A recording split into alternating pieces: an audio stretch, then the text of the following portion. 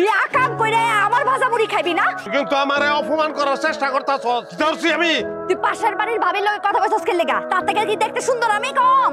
Hello কথা কইতে কই লাগা আমার থয়া? হ্যাঁ তোর থেকে অনেক সুন্দর, আমি কোন করতে পারি, আমি নিজের কন্ট্রোল করতে পারি। চর্বি তুই তোর সরবারি আছে লাঠি দে সংসার হল করছস, সংসার তুই হল করছস। দেখছস এটা কিতা?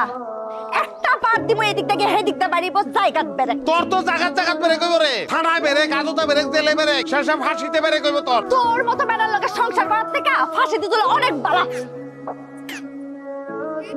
বন্ধু এসো এসো বধু বসো স্বামীর কুলেতে, লাগে বুক মিলাইয়া ধরো আমার গলেতে।